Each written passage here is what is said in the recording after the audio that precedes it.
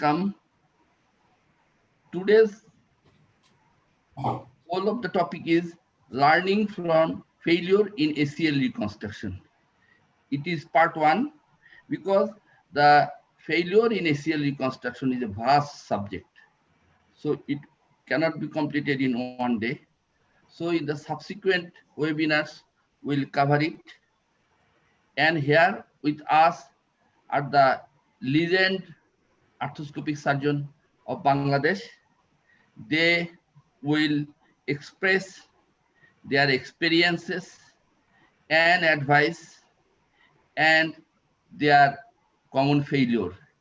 And the audiences who are attending, they are lucky enough to learn from failure because we learn from failure much than from any suggestions. So learning from failure in ACL reconstruction. So Alvin Toffler, a writer and a futurist, just written, the illiterate of the 21st century will not be those who cannot read and write, but those who cannot unlearn and relearn. What that does mean? Suppose you are reconstructing the ACL and at first you did it by transtibial femoral tunneling, and now you are doing it by transportal femoral tunneling. So once when you learn transtibial tunnel, but when you have seen that it is not anatomical reconstruction, then you have switched over to transportal technique of femoral tunnel preparation. So you first learned, then unlearned about your transtibial technique, and then relearned of anatomic reconstruction of ACL, and thus you have come to success.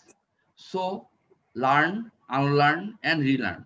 And this is the motto of our every webinar.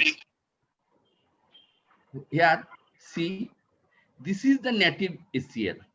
And when we are doing by transtibial technique, the ACL was more higher. So it was like this. It was non-anatomic ACL, but we are now doing anatomic reconstruction. So our expert speakers, first of all, Dr. Javed Jahangir Tuhin, he will talk on ACL reconstruction failure due to misdiagnosis. The second, Dr. Baki Billah, Dr. Javed Jahangir Tuhin is Assistant Professor, Department of Orthopedics, Chittagong Medical College and Hospital, Chittagong. Dr. Baki Billah, he will talk on complications regarding graft harvesting. Assistant Professor, Department of Orthopedics, Sylhet MG Usmani Medical College and Hospital, Sylhet. Dr. Wakil Ahmed, he will talk on a small surgery, big complications in arthroscopy. Associate Professor, Department of Orthopedics, Shohid Tajuddin Ahmed Medical College and Hospital. Dr. G.M. Jahangir Hasan, complications regarding femoral tunnel. He is Assistant Professor of Orthopedics in National Institute of Traumatology and Orthopedic Rehabilitation, Dhaka. Dr. Chaudhuri Iqbal Mahmood, he will talk on complications regarding tibial tunnel. He is the Associate Professor of Orthopedic Surgery in BSMMU, Dhaka. And last but not the least, I will talk something. So see, this is a picture. It is a relook arthroscopy after 5 years of ACL reconstruction. A good ACL, and you cannot differentiate it from the original ACL. So it is success, but always we don't achieve success. Sometimes we achieve failure. And how to avoid failure? Complications of the anterior cruciate ligament surgery can be caused by preoperative, intraoperative, and postoperative factors. So most important concerns in ACL reconstruction failure are loss of motion, recurrent instability, and persistent pain.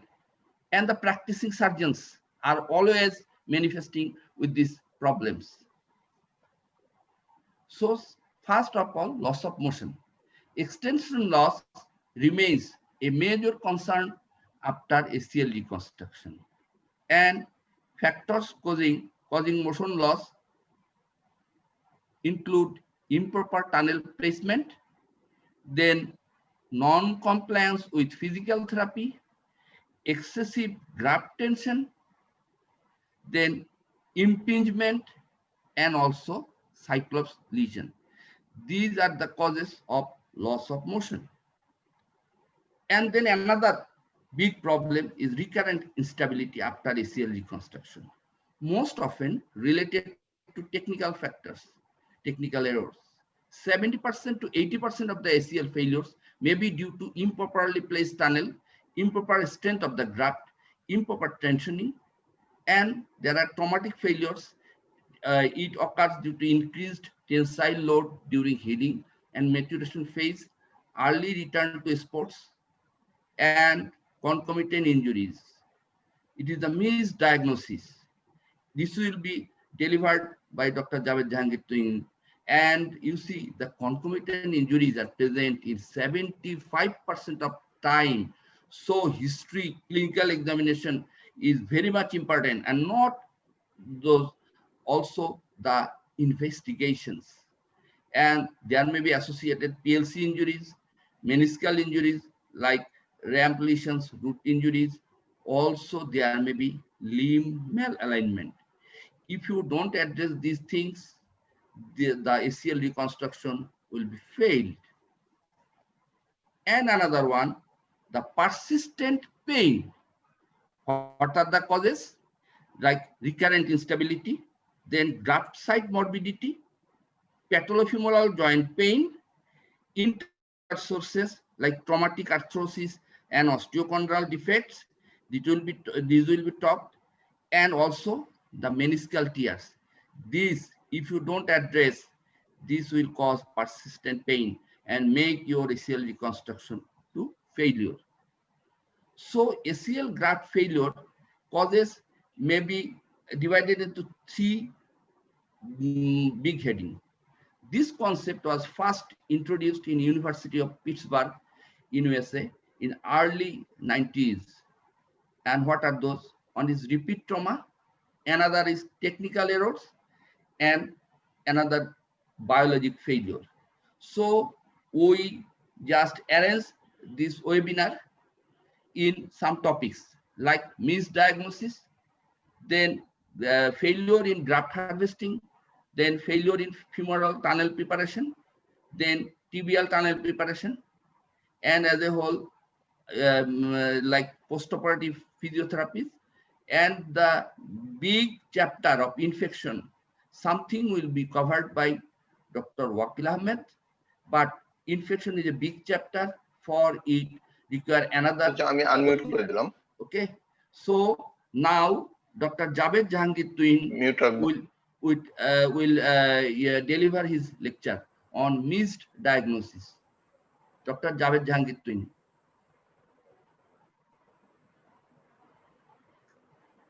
Dr. Javed Jahangir Twin, please share your screen.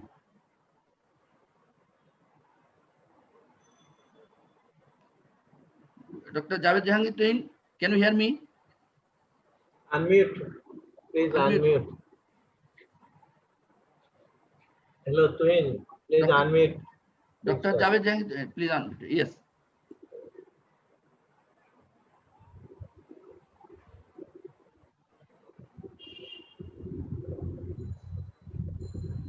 Hello, sir. আমাকে শুনতে পাচ্ছেন sir এখন? Yes. Okay, sir. Slide show দাও. Honorable moderator, learned speaker, all are my mentor from whom I learned my arthroscopic surgery. Dr.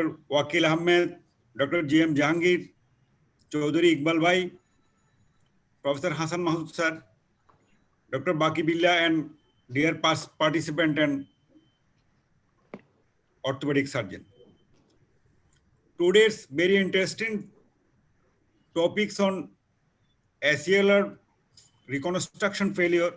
I will talk a little bit about initial misdiagnosis. Disclaimer, let's have a look at clinical scenario in which Mr. X, who undergone 5 months back arthroscopic ACL reconstruction with quadruple hamstring tendon, he gained his full range of motion and bear weight, but persistently he complained regarding pain and instability. It's a disaster for a arthroscopic surgeon. What might be a cause? So if you look, you will see the posterior root is completely torn and it was initially missed, and the patient having instability. As you know, the posterior horn of the medial meniscus, particularly as a secondary stabilizer for anterior drawer after anterior cruciate ligament. And this patient might have this type of chondral lesion, which persistently causing pain. So another scenario in which patient have no instability or no pain, but there is a hyperextension thrust when the patient walk first. The most likely diagnosis in this case scenario is a missed posterolateral corner injury. So Professor Hassan Mahsood sir already stated regarding the etiology of ACL reconstruction failure. The notably one is the instability, and a component of instability is initial misdiagnosis. So you see here, this is a very broad category and you might miss the medial structure like medial collateral ligament, posterior oblique ligament, posterior cruciate ligament, and the posterolateral corner, particularly lateral collateral ligament, arcuate ligament complex, popliteal and popliteofibular ligament.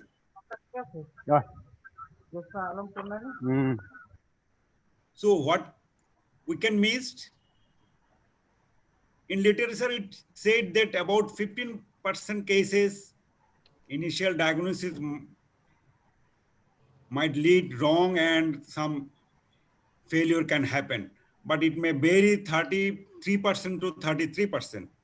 And maximum causes posterolateral corner injury, posterior cruciate ligament injury, posteromedial corner injury, meniscus, root and ramp lesion, and another important one is malalignment, lower limb malalignment. So how to avoid this type of failure? When we categorize and when we examine a patient, don't jump to a only for ACL tear or PCL tear, something like that. Rather, you should go for plane of instability, whether it is one plane instability or it's more than one plane instability, and whether it's a rotatory instability or it's a combined instability. So we have to keep in mind that this instability may be multidirectional. One important screening test, you might say, the varus and valgus stress test in extension. When you will get laxity in varus or valgus stress test in knee, while knee in keeping extension, you should keep in mind that it's a very severe injury and more than one ligament or a structure might injured in this knee. So we have to sequentially examine all the related structure and always try to objectively measure the instability. So in PLC injury, we all know it can categorize grade 1, grade 2, and grade 3 injury. And you see only 28% PLC injury is isolated, and always it is combined to PCL or ACL, and usually PLC injury is missed in ACL, associated ACL injury. So an important test is external rotation recarpetum test. When we grip the two and lift both limb, the limb will automatically hyperextend and it fall in varus.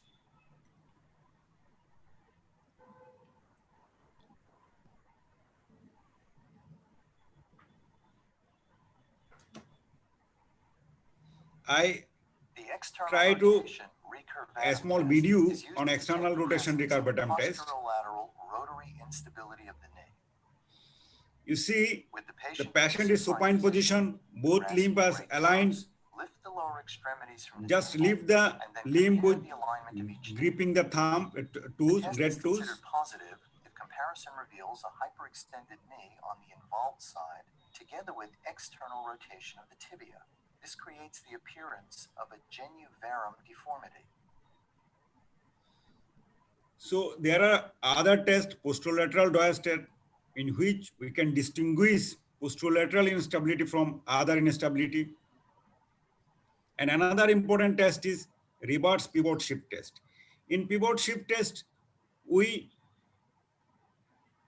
internally rotate the limb, but in reverse pivot shift test, we just externally rotate the limb. And in extension, iliotibial band will relocate the dislocated tibia. Another important test is dial test.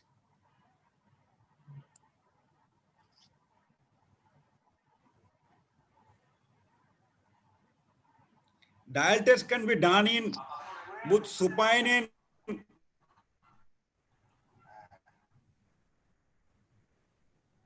and prone position. In supine position, you see in the left side of the limb much more than right one.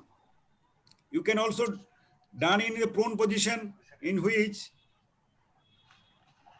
we also observe the rotation. You see in the right, the external rotation is more than 15 degrees from the left one.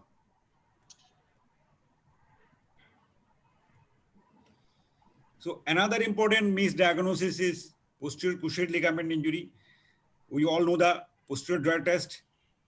But an important clue is you see there is a steep up of the tibial tuberosity in the injured limb.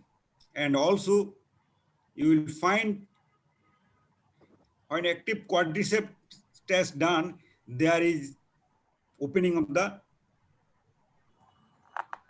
forward movement of the tibia. And we should not forget about the lower limb main alignment. In the right picture, you see the valgus alignment and varus alignment, and you must address alignment as because varus aligned limb, the medial compartment and ACLR, there is a much more higher load. So it ultimately give failure of the reconstructed ACL. Meniscal tear, one more important things we have to remember in mind. In acute ACL tear, up to 82% cases, there is a association. And in chronic scenario, it's up to 96%. Particularly in the posterior lesion, that is posterior root lesion or posterior meniscus injury is the most important. And there is a combination of injury. You see with ACL, there is a lateral meniscus, lateral meniscus and MCL, medial meniscus, both lateral and medial meniscus, along with the medial meniscus, the medial collateral ligament, and along with the lateral and medial meniscus, medial collateral ligament that might be injured. So take message is result of revision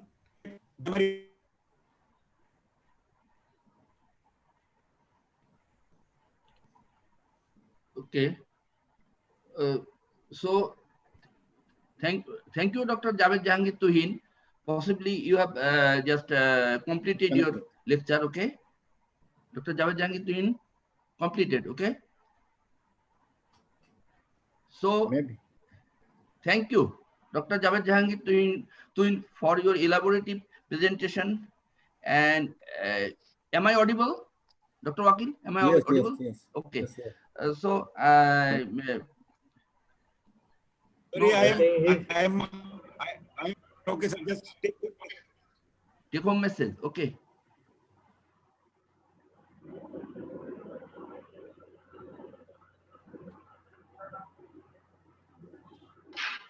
network success. You just tell if you cannot show the slide. Yes. You just Just tell tell. if you cannot show the slide. Dr. Javed Jahangir Tuhin, please just tell the take-home message. It is not necessary to show the screen. His network is. I think Dr. Javed Jahangir's network is unstable. Dr. Tuhin, can you hear me?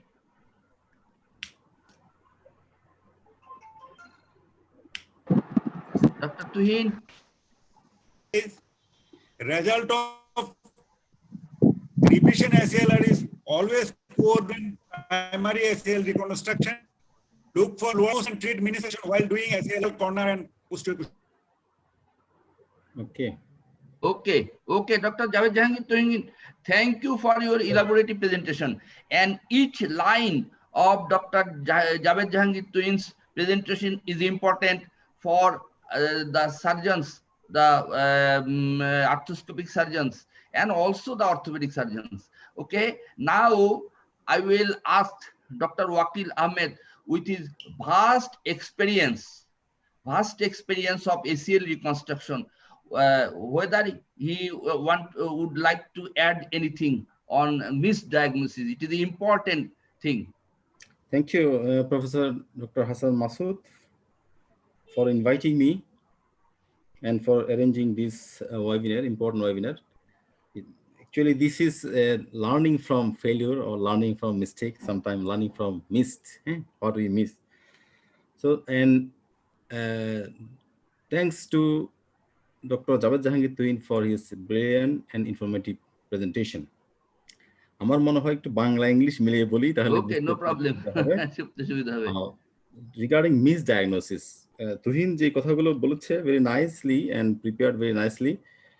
তো তার কথার মধ্যে maximum misdiagnosis in specialist level, না আমাদের লেভেলে আর কি, যারা those who are doing surgery. তো মিসডায়াগনোসিস এর সাথে আরেকটা জিনিস আমি বলবো, সেটা হচ্ছে যে ওভার ডায়াগনোসিস। এই দুটো বিষয় আমাদেরকে মাথায় রাখতে হবে। মিসডায়াগনোসিসটা শুরু হয় আসলে this starts from the GP level, মানে জেনারেল ফিজিশিয়ান লেভেল থেকে মিসডায়াগনোসিস শুরু হয়। কিভাবে? After sports injury in our country most of the patient usually go to the general physician level. So general physician in our country, they usually know what is ACL or what is sports injury and what are the findings of it. So তাদের কোনো idea নেই। Idea না থাকার কারণে they usually do an x-ray, একটা x-ray করে দেখে there is no bone lesion, so আপনার কোনো সমস্যা নাই, আপনি ভালো আছেন। তো একটা মিসডায়াগনোসিস শুরু হলো ফ্রম জিপি লেভেল, এবং পেশেন্ট তখন কনফিডেন্স পায় যে আমার তো কিছু হয় নাই, সো একটা ফলস সেন্স অফ সিকিউরিটি কাজ করে। তাহলে একটা মিসডায়াগনোসিস গেল হলো জিপি লেভেলে, এবং ফার্দার অ্যাক্টিভিটি স্পোর্টস চলে যায় পেশেন্ট, গিয়ে দেখা যায় সেকেন্ড ড্যামেজ অথবা একটু মোর সিরিয়াস ইনজুরি হচ্ছে। তাহলে এটা একটা মিস লেভেল গেল। সেই ক্ষেত্রে আমাদের তাহলে কি করা উচিত? মিনিমাম এরকম সিএমই বা সিপি লেভেলের কিছু সেমিনার করে বা কিছু ওয়ার্কশপ করে মাঝে মাঝে তাদেরকে গ্রস আইডিয়াগুলো দেওয়া উচিত যে এইরকম ইঞ্জুরি হলে শুধু বোন ইঞ্জুরি নয়, সেক্ষেত্রে অনেক সময় সফট ইঞ্জুরি থাকে, এবং এগুলো আপনারা প্রপার জায়গায় রেফার করেন। তাহলে এই একটা গেল। সেকেন্ড মিসডায়াগনোসিস শুরু হয় from radiologist. With due respect to the রেডিওলজিতে দেখা যায় এমআরআই ফাইন্ডিংস, আমার মনে হয় সবারই এক্সপিরিয়েন্স আছে যে আপনার এমআরআই যে রিপোর্টটা দেয় যে interstitial tear of the ACL injury, অথবা দেখা যাচ্ছে যে আপনার partial tear ACL, complete tear of PCL বা কমপ্লিট টিয়ার এসিএল, এরকম করে একটা ডায়াগনোসিস দেয়। Anterior horn of the medial meniscus, posterior horn of the hand, বিভিন্ন রকম রিপোর্ট দেয়, এবং আমরা ক্লিনিক্যালি রেডিওলজিক্যালি তারা যে রিপোর্টটা দেয় ক্লিনিক্যালি অনেক সময় তার সাথে আমরা মিল পাই না, অনেক সময় আমরা আর্থোস্কোপিতে গিয়ে দেখি যে সেটা ফাইন্ডিংসটা দ্যাট ইজ নট সেম। তাহলে আরেকটা মিস ডায়াগনোসিস এখানে হয়ে গেল। এবং আমাদের ক্ষেত্রে যে সমস্যা সেটা হচ্ছে যে if we the surgeon don't have the adequate experience to diagnose clinically, তাহলে আমরা sometime we may cause some danger. আমরা নিজেরা after seeing the report of MRI আমরা ডায়াগনোসিস করে we take the decision for surgery, এরকম ঘটনা ঘটছে। তাহলে এটা another step, যে স্টেপে আমাদের প্রবলেম হচ্ছে এবং these are happening, যার ফলে এখানে একটা প্রবলেম হয়ে যাচ্ছে মিস ডায়াগনোসিসের ক্ষেত্রে।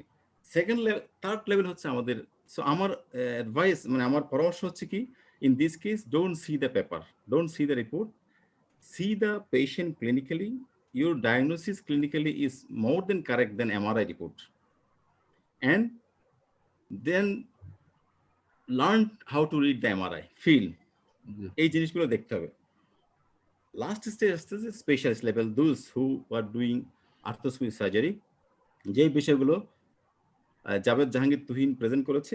সেই ক্ষেত্রে আমি কিছু বলি, আমাদের কিছু ফেলাইছে স্পেশালিস্ট লেভেলের কিছু ঘটনা ঘটে সেরকম, সেটা হচ্ছে যে আমরা ডায়াগনোসিস ক্লিনিক্যালি কিভাবে মিস করি, আর অপারেটিভলি তো তুহিন বলেছে। সেটা হচ্ছে যে কিছু ফেলাইসি আছে, যেমন ধরেন একটা পেশেন্ট ACL ইনজুরি আছে, সাথে আপনার মিডল মেনিসকাস বাকেট এন্ডেল টিয়ার আছে, যদি থাকে বাকেট এন্ডেলের কারণে কোনো কোনো সময় লক থাকে।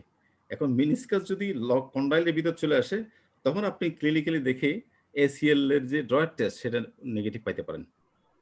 নেগেটিভ মানে আপনার ক্লিনিক্যালি মনে হবে আপনার কাছে this is not ACL injury, আপনি ক্লিনিক্যালি বলে দিবেন। This may happen in 5 to 10% cases associated meniscus injury থাকলে, if the meniscus is trapped in between the condyle or in the intercondyle notch, then you can miss the diagnosis. তাহলে এটা একটা miss গেল ডায়াগনোসিসের ক্ষেত্রে। এর বাইরে যে কারণে মিস হতে পারে সেটা হচ্ছে যে আফটার স্পোর্টস ইনজুরি একটা প্লাস্টার দেওয়া হলো, প্লাস্টার দেওয়ার পরে পেশেন্টের পোস্ট প্লাস্টার রিহ্যাব ভালো হলো না, there is stiffness of the knee joint, যদি স্টিফ হয় সেই ক্ষেত্রে আপনি ক্লিনিক্যালি জিনিসটা মিস করে দিতে পারেন, ডয়ার টেস্ট বা অন্য কিছু না। এর বাইরে হচ্ছে যে হিউজ বাল্ক বোর্ড যদি হয় অনেক, তাহলে সেক্ষেত্রে আপনার হাত সেটা কভার করবে না, আপনি ক্লিনিক্যালি সেটা মিস করতে পারেন। এইটা হচ্ছে ক্লিনিক্যালি মিস। এবং তার বাইরে হলো স্ট্রং স্পোর্টস ম্যান যারা থাকে, যাদের all the muscles and tendons very strong, সেই ক্ষেত্রে আপনি ক্লিনিক্যালি মিস করেন। তাহলে আমাদের miss at the GP level, miss at the radiologist level, and miss at the specialist level, এই হচ্ছে ক্লিনিক্যালি রেডিওলজিক্যালি মিস। আর অপারেটিং মিসের ক্ষেত্রে তুহিন যেগুলো বলেছে এগুলো ইম্পর্টেন্ট, সেটা আমাদের লেভেলের কথা, এবং সেটা সেই বিষয়ে খুব গুরুত্ব দিতে হবে। সেই জন্য পয়েন্ট ধরে, যেমন এই যে PLCর কথা বললো পোস্টোরেটার কন্ডন, উইক চ্যাপ্টার, যে PLC হলে কি ফাইন্ডিংস হবে, তার এগুলো কি, আমি যদি ACL করলাম PLC করলাম না, তাহলে তো রেজাল্ট ভালো কোনো সময় আসবে না। সো প্রতিটি পয়েন্টে খেয়াল করতে হবে, এবং এই জিনিসগুলো সেগমেন্ট ওয়াইজ এগুলো স্টাডি করে এক্সপিরিয়েন্স গ্যাদার করতে হবে, এবং তারপরে পড়াশোনায় আমার মনে হয় ভালো রেজাল্ট আসবে। তুহিন কি শুনতে পাচ্ছ আমাকে? ইয়েস স্যার, হ্যাঁ শুনতে আচ্ছা, পাচ্ছি। আমি তুমি তো স্টাডি করে আসছো, দুই একটা জিনিস একটু জিজ্ঞেস করি এই বিষয়ে। PLC মানে PLC, what are the components of PLC, মানে কি কি জিনিস নিয়ে PLC? আমরা তিনটে লেয়ারে আমরা যদি বলি, লেয়ার 1 বাইসেপস ফিউলিস, মেইনলি লেয়ার 2 তে ল্যাটারাল কোলাটারাল লিগামেন্ট। আমরা যদি একেবারেই কনসাইজলি বলি, তাহলে lateral collateral ligament, biceps femoris, iliotibial band, popliteus এবং আর্কুয়েট কমপ্লেক্স পবলিটিফিবুলার লিগামেন্ট। হ্যাঁ, মানে মেইনলি 3 কম্পোনেন্ট, মেইনলি হচ্ছে যে ল্যাটারাল কোলাটারাল যেটা, সেটা, তারপরে ওই যে পবলিটিফিবুলার লিগামেন্ট যেটা বললো সেটা, আর হলো ওর নেটে ডিস্টার্ব করতেছে।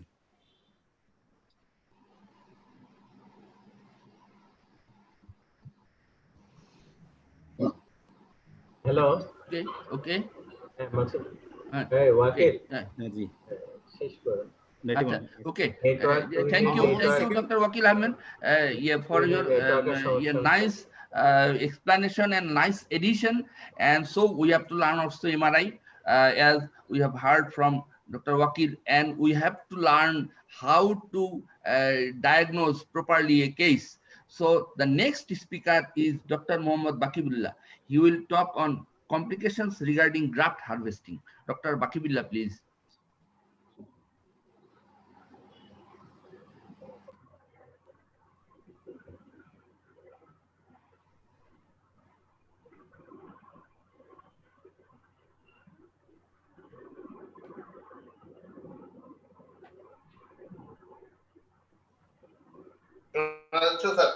Yes. হ্যাঁ, শোনা যাচ্ছে, বলেন।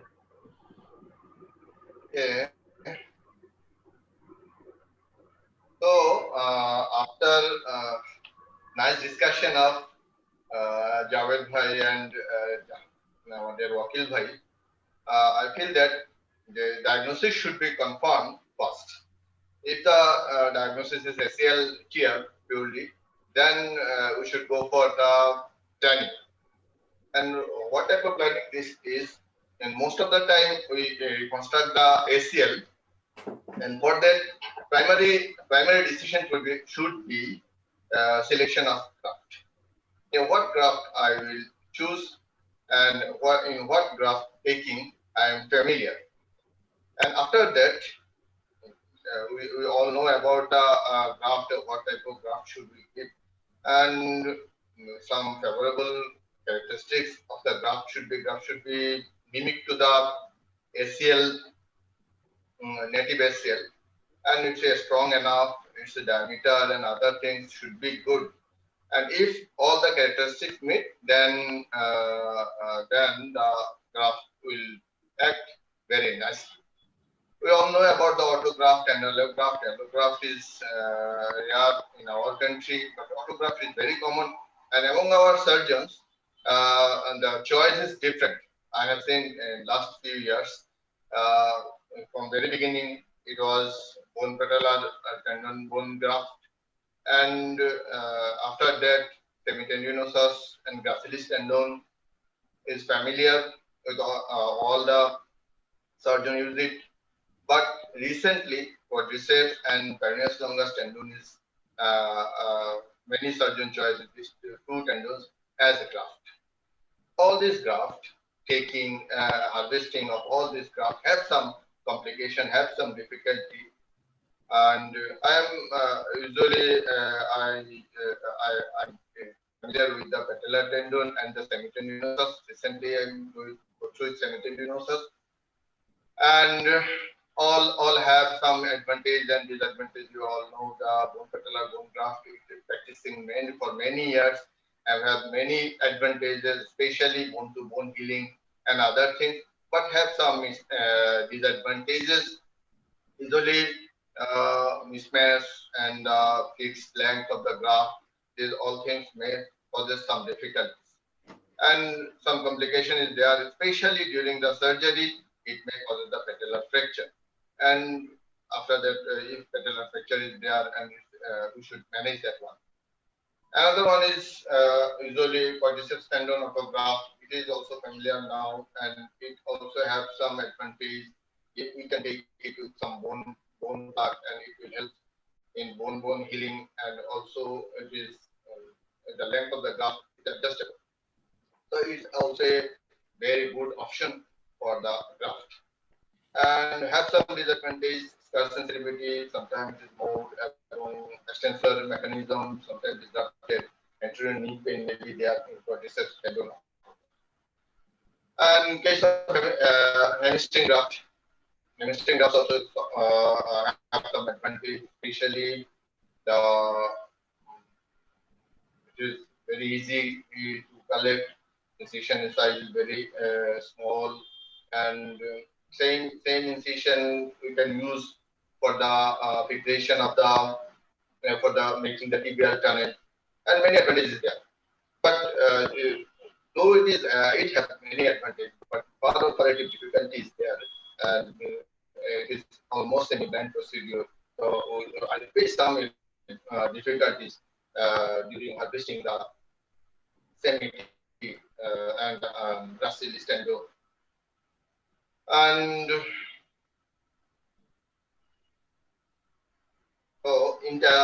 post-operative incidence of complication is there. We have seen in different literature, especially in case of bone patellar, bone tendon. There is common complication is patellar fracture, or in case of gracilis and cemetery, there is also have some complication. So, what are the complications of cemetery or hamstring tendon difficulties? We have seen the different vital structure is there, especially some nerve. We all know about the staphnous nerve, and it is familiar to us. After surgery, patient always complaining about the paresthesia or sensory loss in anteromedial aspects of the knee. This is due to the injury to the infrapatellar branch of the staphnous nerve. So this is very common, and this thing, this infrapatellar branch of the staphnous nerve, if we save this nerve, this complication may minimize. For this infrapatellar staphnous nerve saving, it is not very uncommon. You see, out of 2,000, there were 300 patients complaining about the 350 patients complaining about this complication.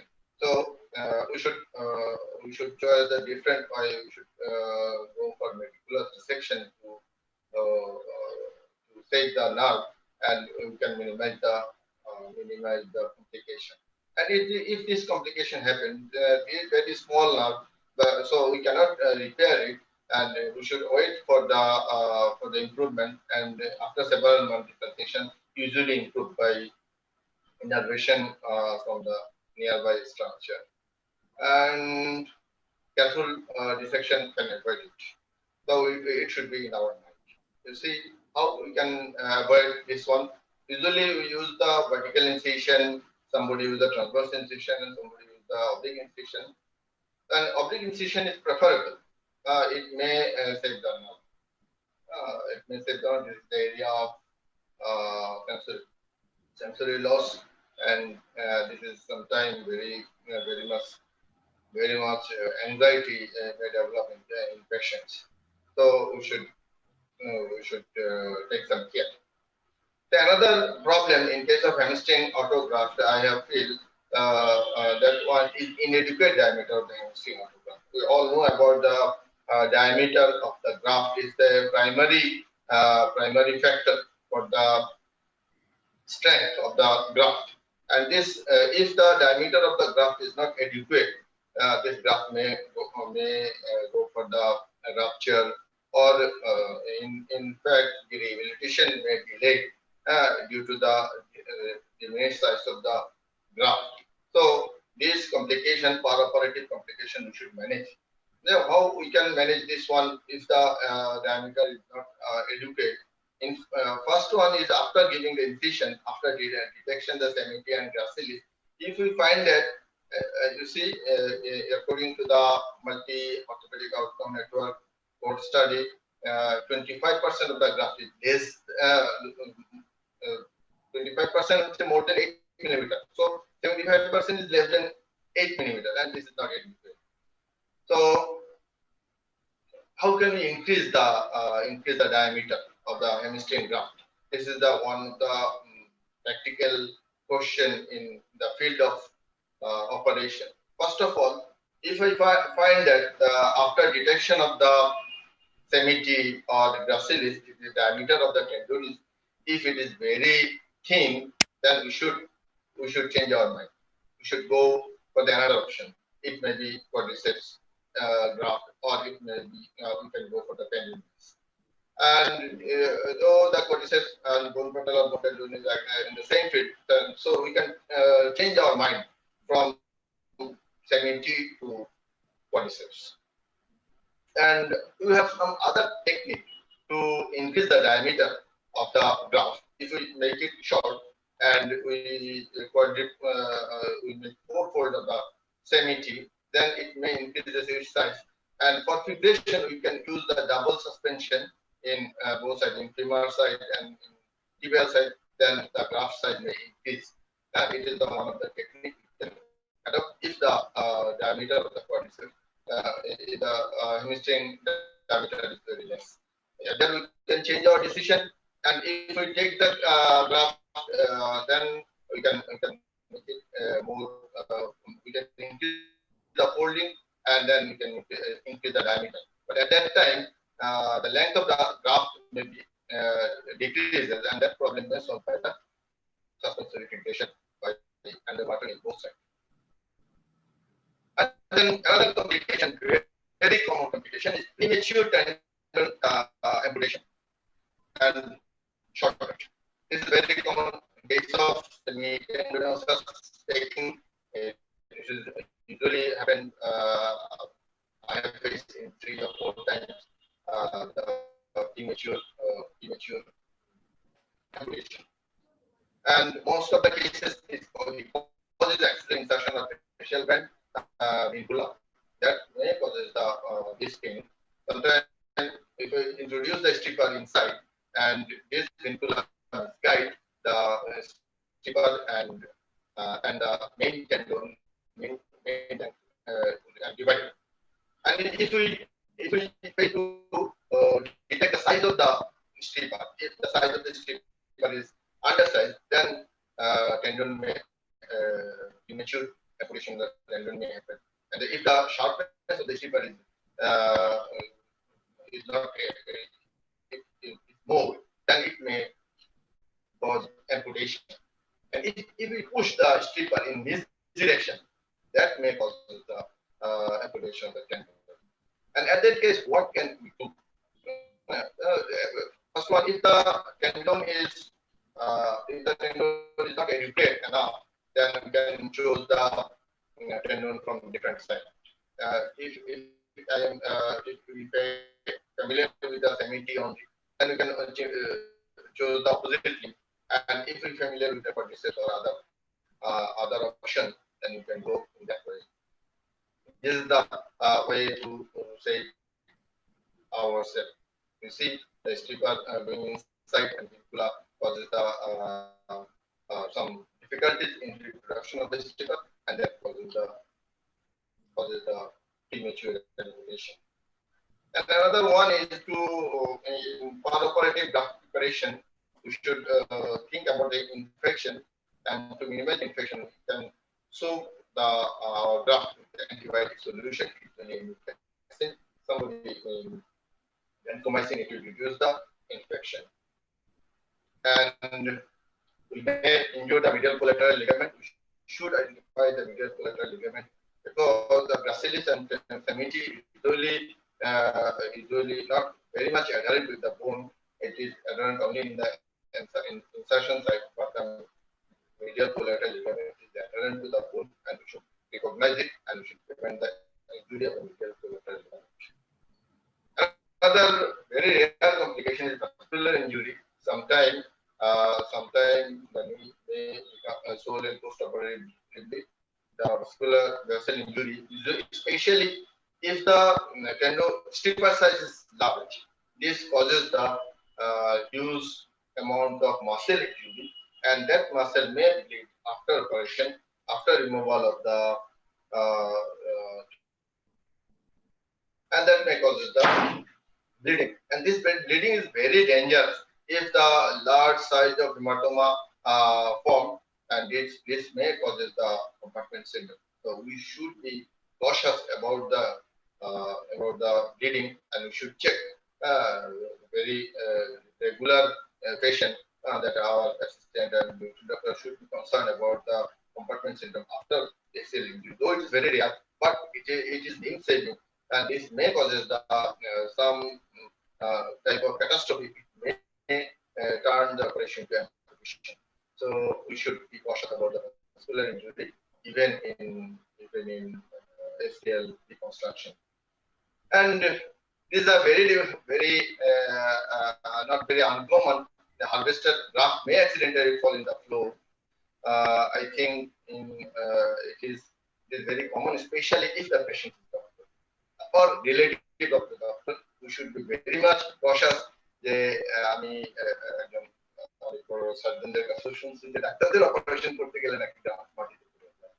So we should be very cautious about the fall of the harvested graft in floor. Somebody use this graft again, and somebody choose it to drop it in the dustbin and taking another graft. But we can use it. Journal have some documentation if we wash it by chlorhexidine or any other disinfectants like chlorine iodine. And after that, if we immerse it in the antibiotic solution, and if we, it will be prepared for the use, and we can use it, and patient will recover uneventually. And this is the drop graft. So missing graft, very good graft option, and mostly we use this one. So I have discussed it about something more, and about the perennial graft. Usually I am practicing with the perennial graft, so I cannot mention it here. So I think we will be cautious enough, and then we can save ourselves from the body complication. And if any problems happen, we should have some technique to come out from the field. And inshallah, I think Allah will save everyone. Thank you for the question. Thank you, Dr. Bakibullah, for your nice and excellent presentation. So I would like to ask two questions. One to experienced arthroscopic surgeon Dr. G.M. Jahangir first, and next to Dr. Chaudhary Iqbal Mahmood, the second question. So first question is whether the tensioning in the graft is necessary to prevent graft failure. So Dr. G.M. Jahangir Hussain. Thank you. Graft tensioning is one of the factors which gives the graft stability. It's two-way. Is the graft should be given tension. That is pre-operatively when you make the graft under the graft board, there is tensioning device automatically. In this type, the graft 10 to 15 Newton force can be given to this device. But or during the if you do not apply this force tensioning, in the perioperative, there is some study by some writers shown in their books or literature. When you with graft tensioning device is turned at the tibial tunnel, keep to it, then it will recycle the unit, that is 15 to 17 times. It creates the equal tension that is created by the graft board. So these tension are very important. But graft, in case of failure, graft failure, when continuous stress on the graft regarding the malposition or inadequacy graft strength or stiffness, in this situation may cause the graft failure. Yes, Dr. G.M. Jahangir, for your nice explanation. And now Dr. Chaudhary Iqbal Mahmood. He is also experienced arthroscopic surgeon. So I would like to ask him about Cyclops lesion. What is Cyclops lesion and how can we prevent it? Dr. Chaudhary Iqbal Mahmood.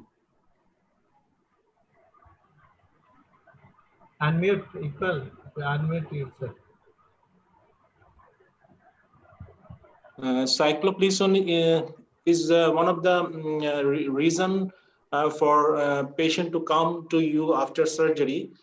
This is actually a fibrous lesion which occurs at the proximal end of insertion side of the graft. So repeated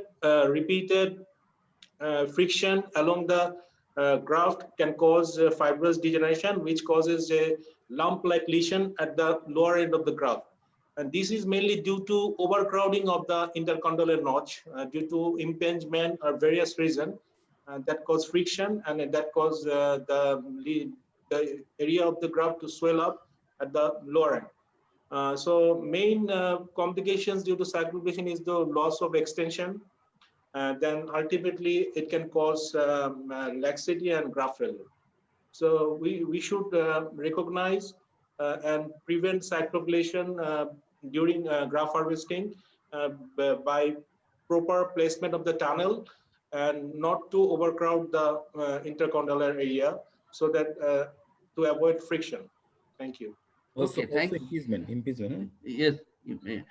So thank you, Dr. Chaudhary Iqbal Mahmood, for your nice explanation. And so, Dr. Bakibullah, you have narrated elaboratively all the things, and also about the injury to infrapatellar branch of the saphenous nerve.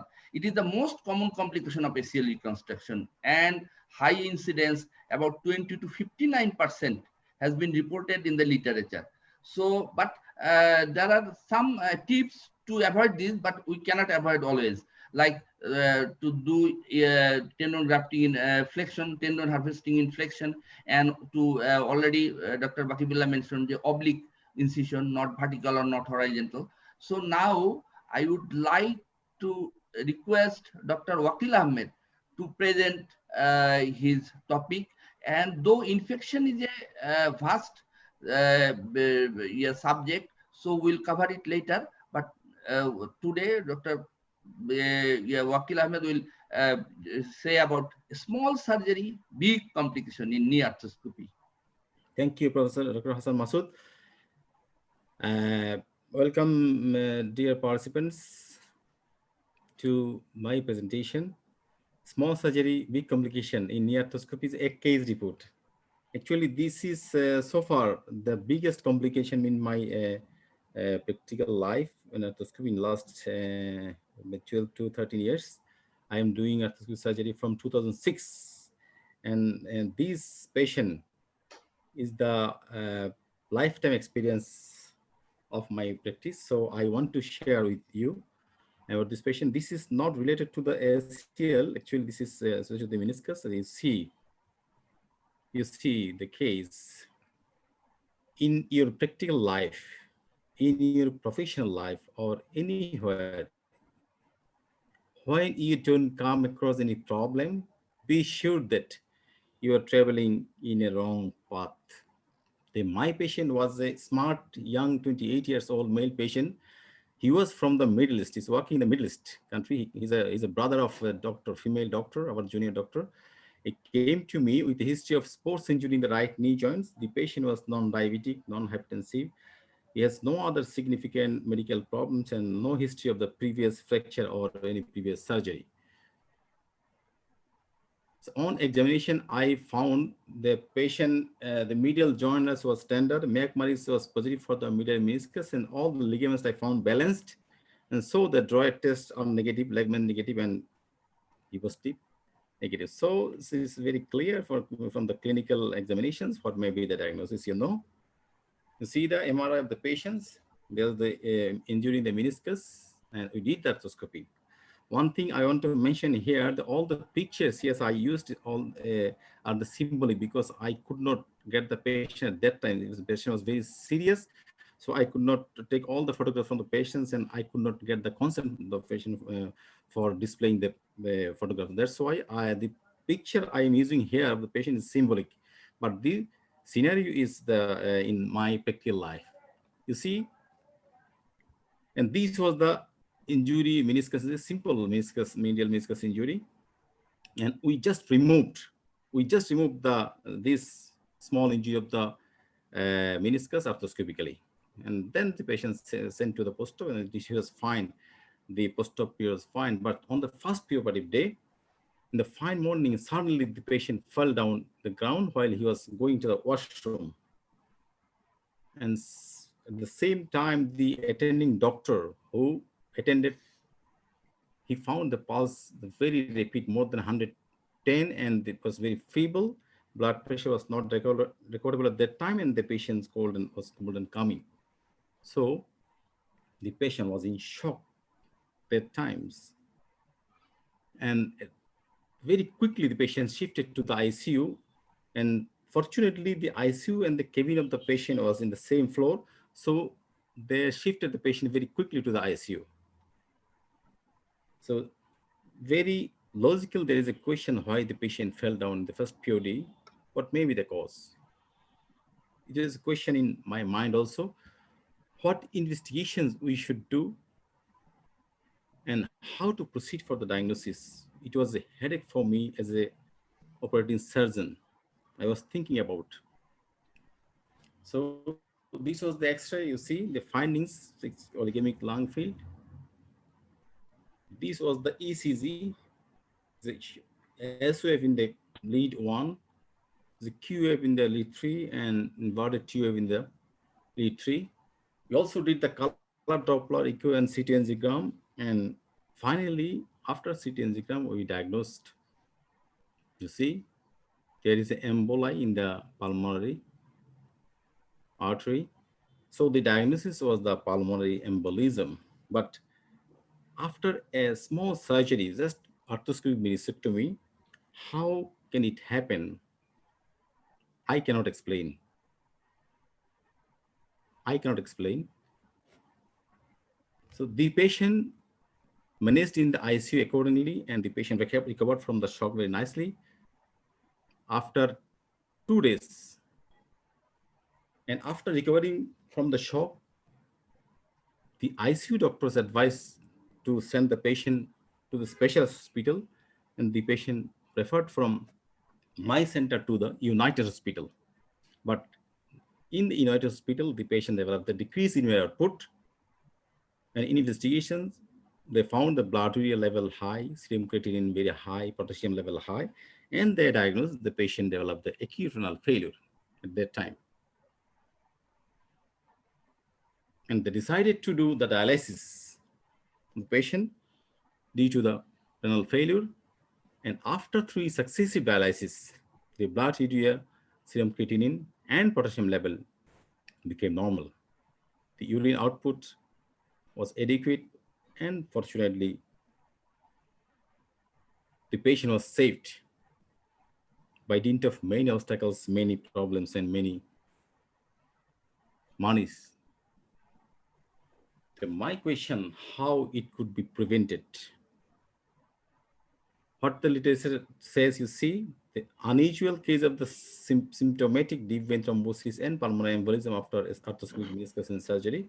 This was also a case report in the VMC Musculoskeletal Journal in volume 19, article number. There are few literature I found like this. This was a very small surgery, but followed by big complications. These are the life-threatening and devastating situations sometimes make the surgeon very anxious. And so we should rethink the necessity of thromboprophylaxis and importance of the preoperative risk factor screening. Sometimes this condition we cannot explain. Sometimes the complication may happen mysteriously. The mystery creates wonder, and wonder is the basis of man's desire to understand. Mystery is more important than knowledge. So the takeaway message is arthroscopy is not always a benign intervention.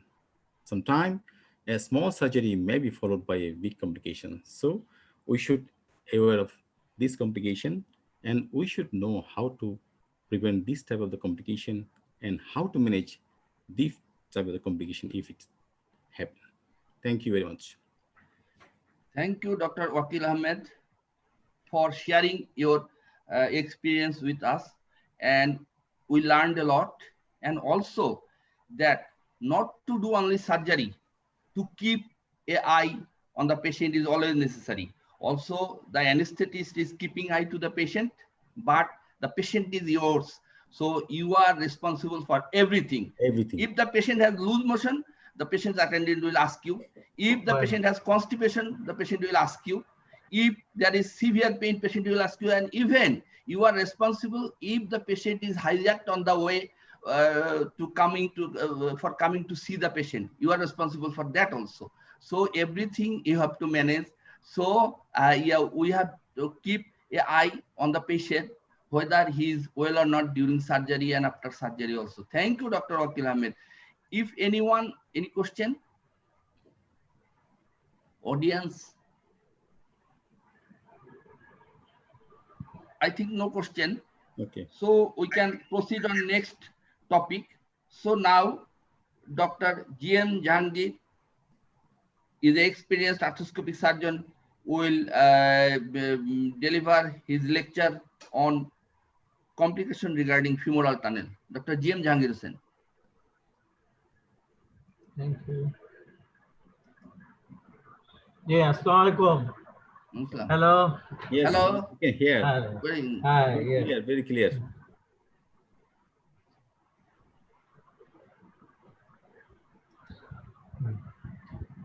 Uh, hello. Thank you all. Dear participants, colleagues, friends who are enjoying this program, this academic program, failure, learning from failure in ACLR.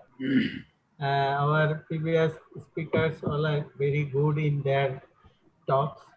Thanks all. And now I am talking about femoral tunnel in ACLR. There are many ways, there are many devices, many also literature shows in the different writer. There are various types of processing of femoral tunnel. I just mentioned some normal procedure of femoral tunnel anatomy and what are the complication arise during the process of femoral tunnel and how they overcome of this problem. That's in a nutshell.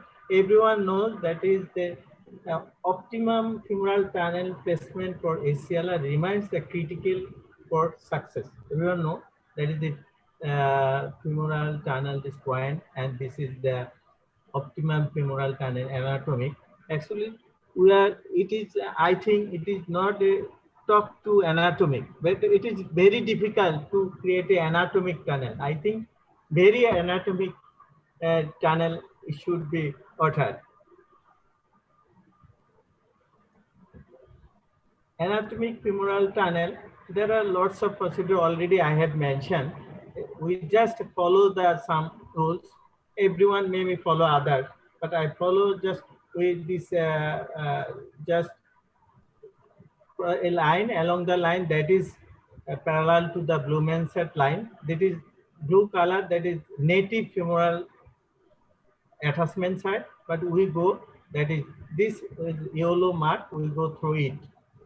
And now some surgeon like to clearly expose the, that is resident ridge, and that is parallel, divide the medial surface or lateral condyle into upward and lower part. And again, the lower part, it is divided by parquet line.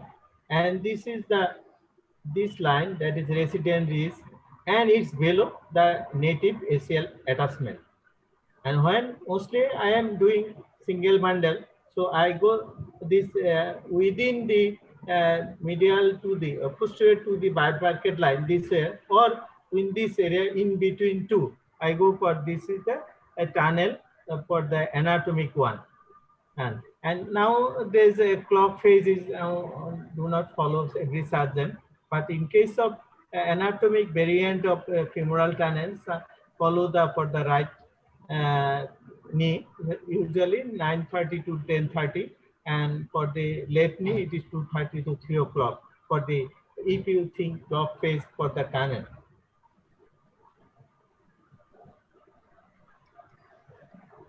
And there are various devices for the tunnel. Initially, we use that is femoral offset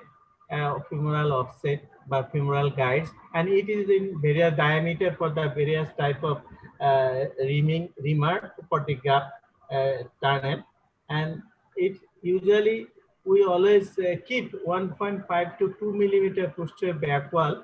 It should be calculated from the offset.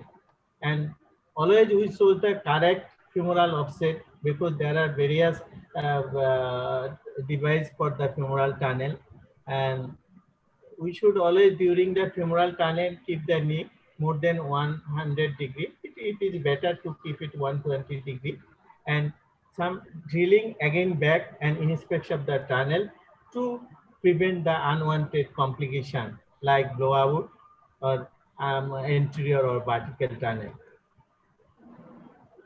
In this situation, you can see this is a type of that is femoral guide, that is pinpoint guide that is used to outline the native footprint of the ACL on the femoral femur. And guides of various diameter can be used depending on the plane tunnel diameter, and which is depend on the graft diameter. You can already see.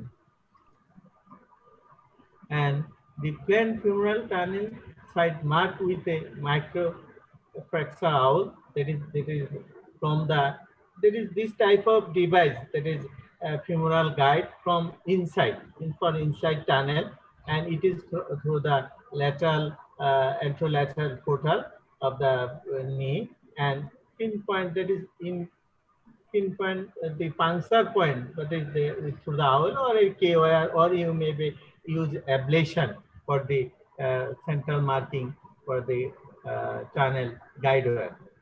And the center of the tunnel for single bundle reconstruction should be located at least 50% from proximal to distal. We always do the tunnel about knee is 90 degree, so we keep it proximal and this is distal. In a way, this should be marked about 40 to 50% from proximal to distal way. We keep this for the tunnel, femoral tunnel preparation. And from inside out tunnel, the reamer is using the accessory medial portal, and knee is held in hyperflexion, already previously mentioned here. And the back wall is always 2 millimeter, which indicate here there is back wall, that is postural or proximally, and this is distally. You can see. And this type of tunnel, femoral tunnel, could be done from outside in the another device. You already see. This is, you can see, that is the guide wire. It is through the lateral portal, and this is tunnel is completed by keeping at least 2 millimeter posterior, 1.5 or 2 or 2.5 millimeter back wall surface. This keep the tunnel not to prevent the unwanted disturbance like blowout. And actually there are some surgeons, I already mentioned, they use their personal experience, but in this, I use this procedure for my tunnel, femoral tunnel. Initially, I just do not clear the remnant of the PCL of femoral attachment. I just identify my targeting point through which a guide wire should be first. Just use the ablator to create a clean area. Then I use a 4 or 5 millimeter remark to inside the created by ablation. They demarcate the area, and then I use a desired diameter remark. That is, it is 8 or 7.5 or 8.5 millimeter diameter. In this situation, in this video, you can see that I use 8.5 millimeter diameter remark for the femoral tunnel. I just put here and assess it towards the cartilage and back wall by through the medial portal, because I use this through the accessory medial portal. This will avoid or helping to blow out the to avoid the blowout of the posterior wall. So in this situation in our failure, what are the causes of ACLR failure? Already our previous speaker already mentioned, Javed Jahangir, Queen, and Bakibullah also other. That is, this is very important. I mentioned tunnel malposition is the cause of revision surgery in 70% of cases, and most of them is femoral tunnel. And also failure ACL or failure due to graft tear or impingement, and other already have mentioned is misdiagnosis of associated lesion, that is MCL, PLC, RAM lesion, root lesion, other etc. And also some sort of failure of ACL hardware failure and some infection failure. The arthrofibrosis, it may be excessive fibrosis, cycloplegia, and some is causes the ACLR failure.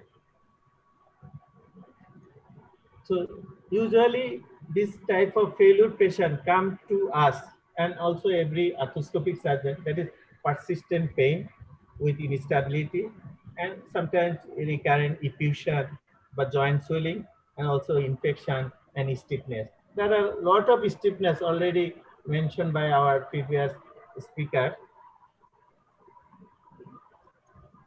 So during femoral tunnel, what are the disadvantages or failure can occur? That is anterior position of the femoral tunnel, which causes laxity and graft failure, inflection, and tunnel dilatation. You must everybody know that is when there is anterior tunnel position, that is femoral tunnel dilatation, laxity, as well as in graft failure in during failure flexion. Because in extension in anterior position graft, it is extended, but when it is knee is placed, it is gradually stressing and stress on the graft. This stress, excessive stress, causes failure of the tear of the graft. And vertical position, it's always when there is a vertical gap, it cannot maintain the rotational stability. That means it gives the rotational stability. Always patient come to us, doctor, you have reconstructed my tear ligament, but still my মানে আমার পাটা ভিতরের দিকে ঘুরে যাচ্ছে, ভিতরের দিকে ঘুরে যাচ্ছে, এটা আমি বললাম আর you can see this in this x-ray, that is screw is more vertical and in between posterior or anterior, that is a bit anterior position tunnel, and this tunnel is vertical. You can see, to see the x-ray you can say, and this also the arthroscopic view, you can see that is vertical graft position, and this also arthroscopic view, this is a tunnel, more anterior tunnel position, anterior tunnel position. And in this x-ray, when you can see in AP view, this is the vertical tunnel, femoral tunnel. It should be done this way. It should be this way. In this lateral view, you can see that it is in between anterior and posterior, this tunnel. It should be here. It should be here. So all are malposition of the femoral tunnel, which do not indicate the anatomic one. Do not indicate the anatomic one. In this position, how you blow out?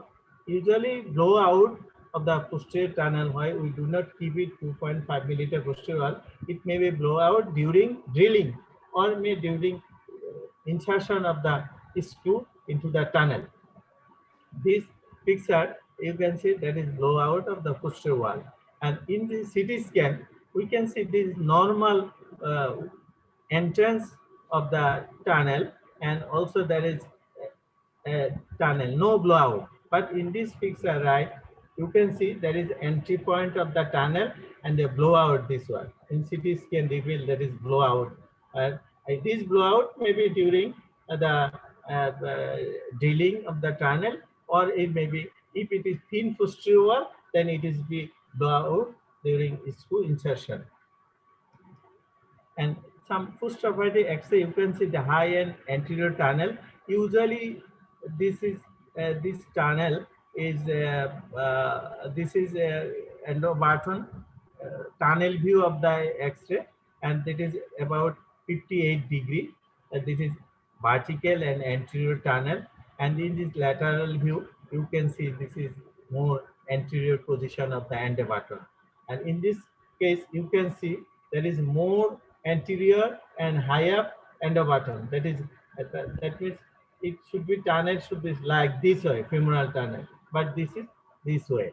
That is more vertical anterior tunnel. It leads to graft instability, rotational, as well as graft laxity, maybe graft failure, maybe graft tunnel dilatation. In this graft low position, yes, it is about 45 degrees. This is low oblique, that is tunnel, and this is in case of AP view. In case lateral view, you can see this is the insertion of the endobarton. This is anatomic tunnel, low posterior oblique tunnel. You can see. And how we overcome the back wall blowout and malposition of the femoral tunnel? When there is blowout of the posterior wall, we overcome by putting the endobarton by exobarton. You can see here that is endobarton, this will blowout, and also by screw post and washer fixation of the graft suture. You can see This is tunnel, and this is a suture, and post is exerted wire, and also by overcome by intergraft infiltration. You can see this is the interface graft feature. When there is tunnel, adequate space, you can reposition this, and before drilling or tunneling of the femur, you can always use the anatomic landmark of this medial surface of lateral femoral condyle. So thanks for attention.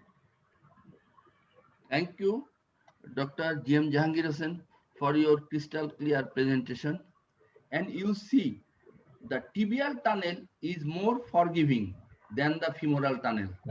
So please do the femoral tunnel properly. And is there any question?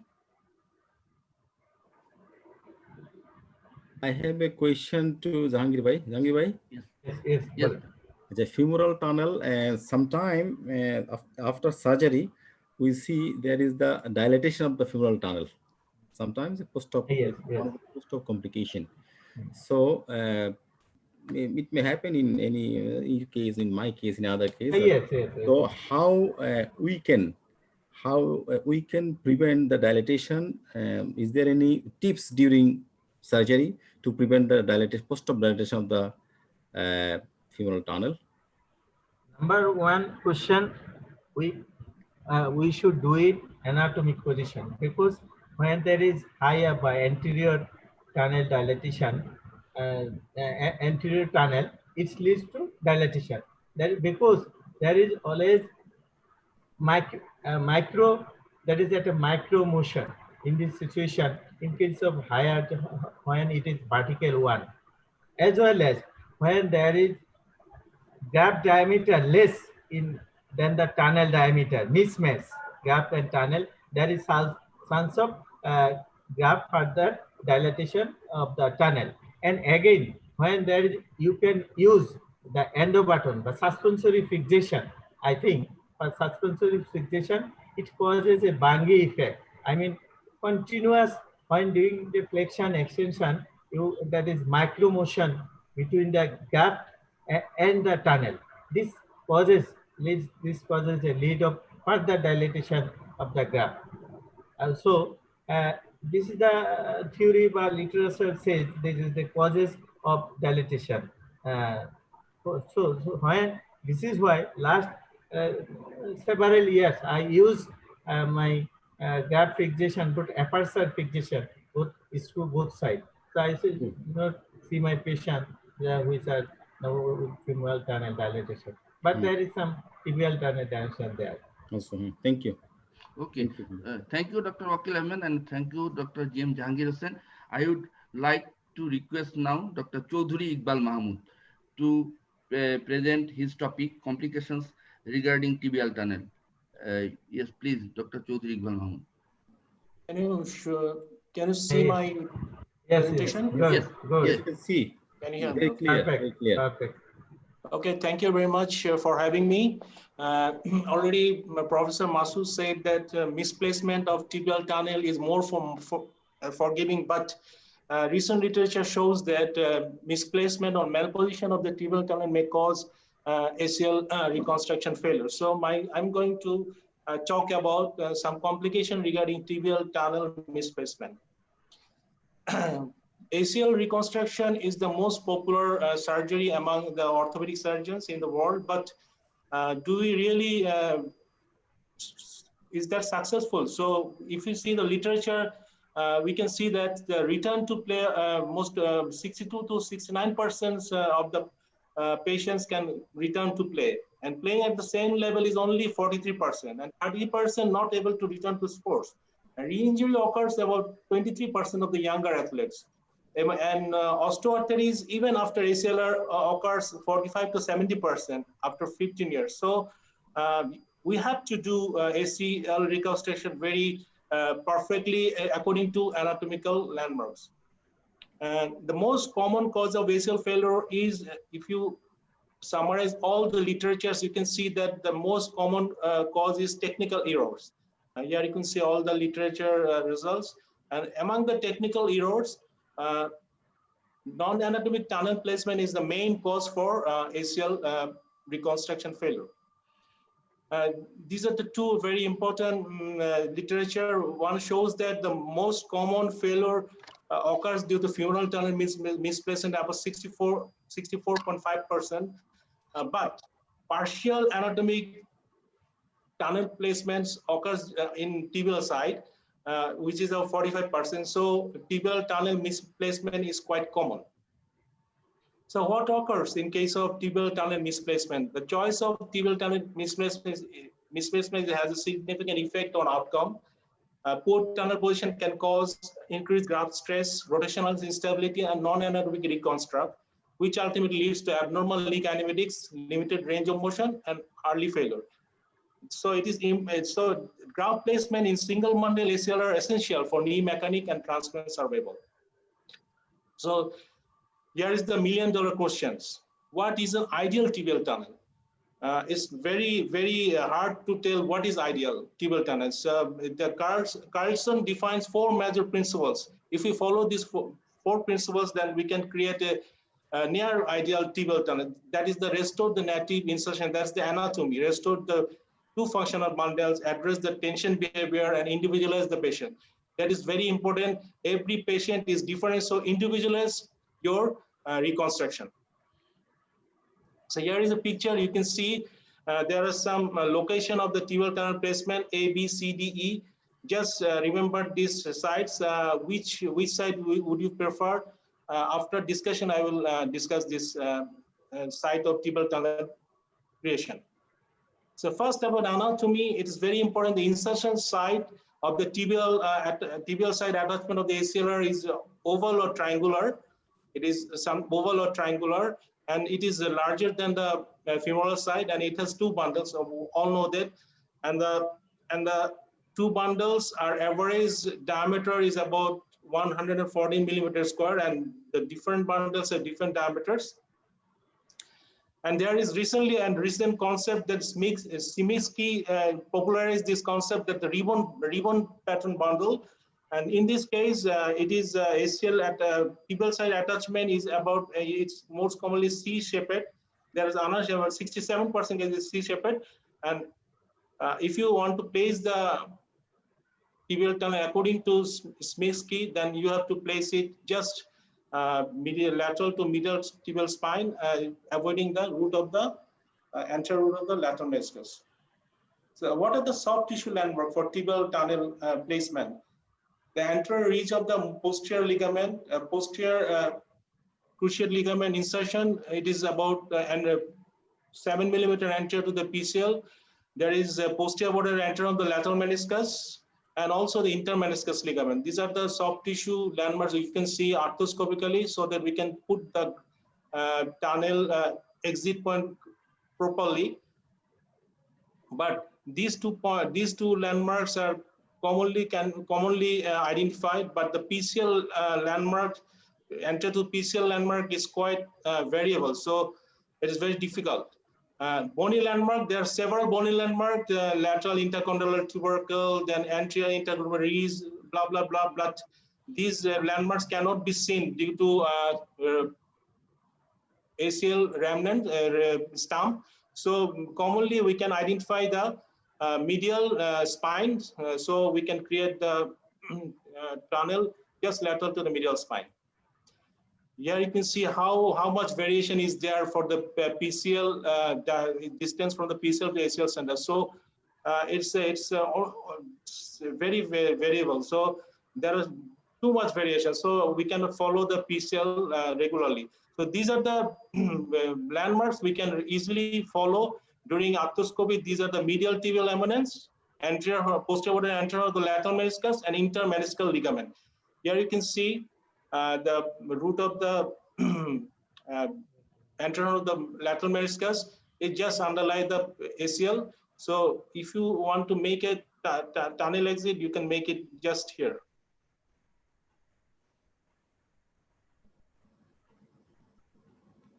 These are some distance from the center of the ACL to the different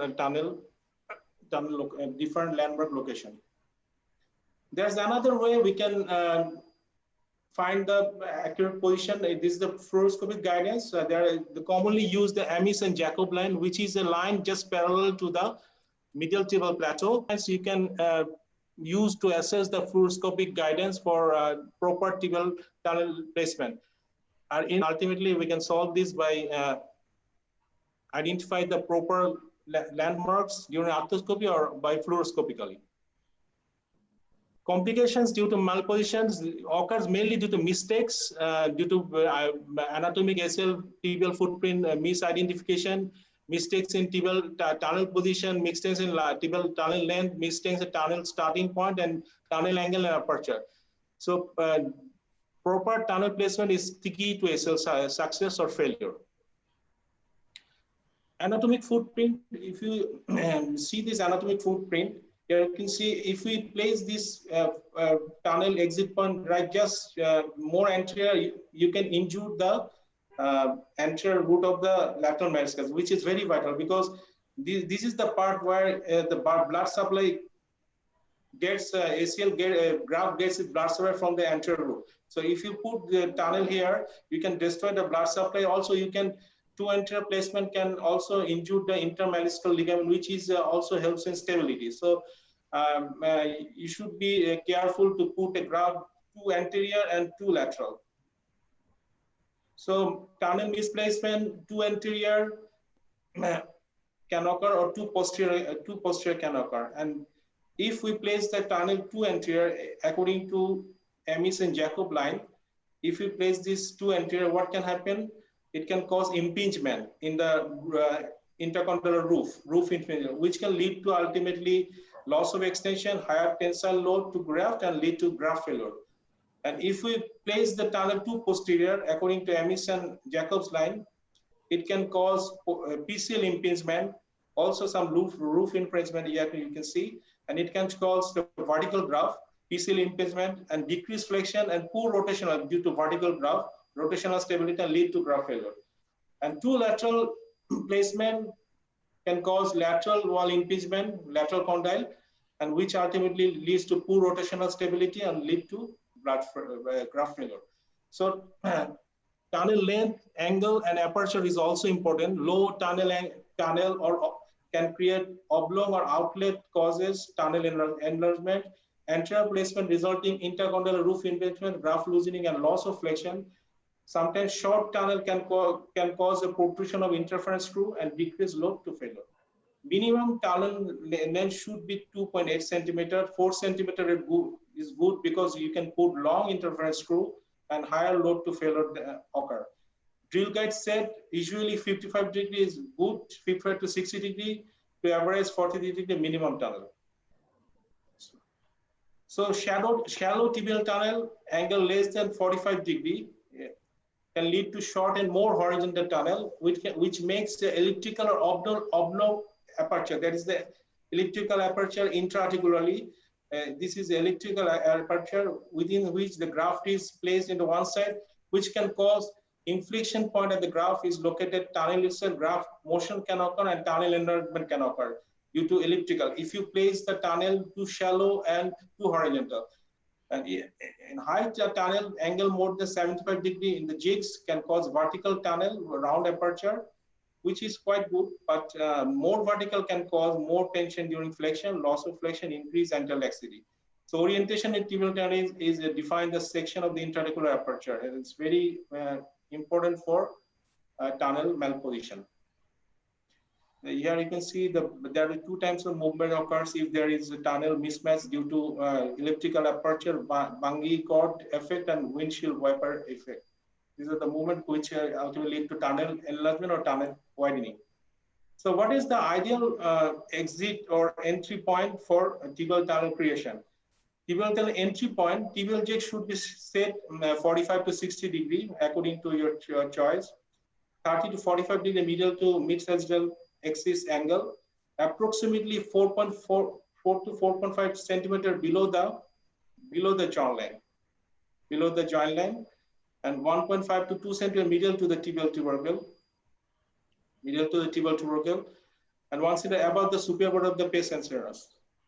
Sorry, this is the pes anserus, 1.5 superior pes anserus. And intraarticularly, as a result, the lateral border of the posterior border of the lateral meniscus, 7 millimeter anterior to the PCL or lateral to the medial spine. So you have to remember these points to make a proper tibial tunnel. To avoid the tunnel misplacements, there is a technique called sequential eccentric drilling, which is popularized by Dr. Sachin. This is a very easy but effective way to get eccentric. First, you put a guide pin, then make the rim with a smaller reamer that is 5 millimeter. Then you can choose move the guide pin to assess the position of the tunnel. Here you can see the guide pin is there, and after you can move the graph pin so you can choose the proper position. Then after that, you can fix the guide pin with a artery forceps and then drill the tunnel with a graph diameter. This is the diagrammatic position. Just put the tunnel, put the guide pin first.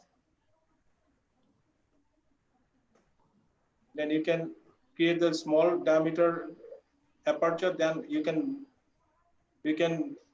move the tunnel medial or lateral to detect the proper position. Then create the exact position graph. This is called sequential eccentric. Then. So how I do the tibial tunnel placement? First, to make a proper tibial tunnel placement, marking and portal placement is very important. Usually I do a high anterolateral portal to see the tibial landmarks of the ACL attachment. And here is the this is my one of my patients. You can see this is the posterior border of the lateral meniscus, and the medial lateral to the medial tibial spine. This is the posterior border of the anterior horn of the lateral meniscus, and this is the medial tibial spine, just lateral to the medial tibial spine.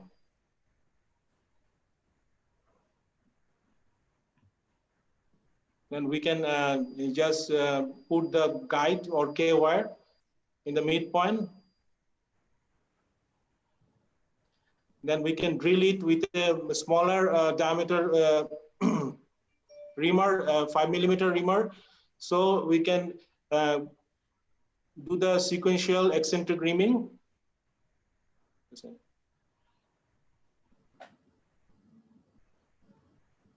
After smaller diameter reaming, you can put the guide again, or you can measure the tibial stump with a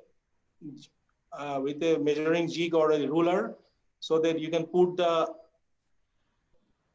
exit point, midpoint of the ruler, and after that you can after detecting the proper area just lateral to the medial spine, you can make the tunnel with a larger diameter reamer according to your graph size.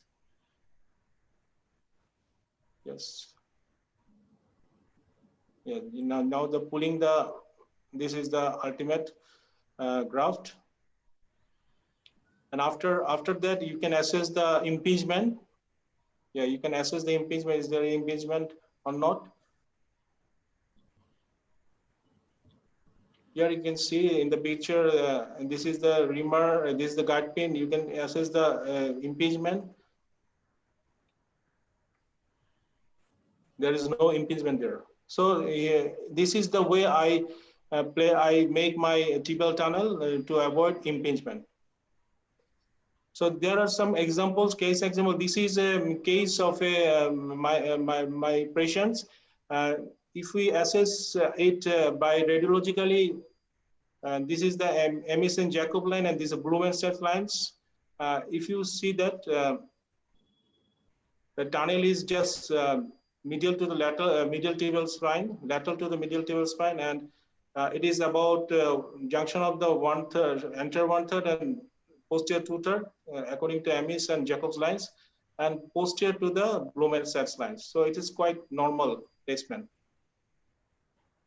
And this is a patient's 25-year-old male who required ACL revision because tibial tunnel was placed too far posterior. Here you can see, according to Amis and Jacob, that the tunnel is placed far posteriorly, so it fails and required revision. So another patient, the tunnel was placed too enterally, according to Amis and Jacob. You can see too enterally placed, and it also fails and need revision. So my take-home message is, I already said, said that which is the ideal place for the tibial tunnel placement, whether it is A, B, C, D, E. Just think. According to literature, the B and D is the ideal place, just medial to, just lateral to medial tibial spine and along the posterior border of the lateral meniscus, because these are the area where direct fibers of the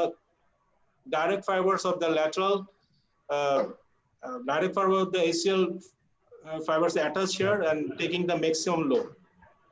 So if you want to make a tunnel, you have to make it just lateral to the middle tibial spine.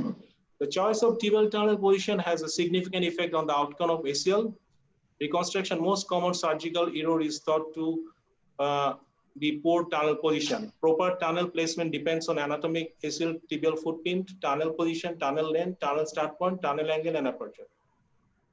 Thank you very much.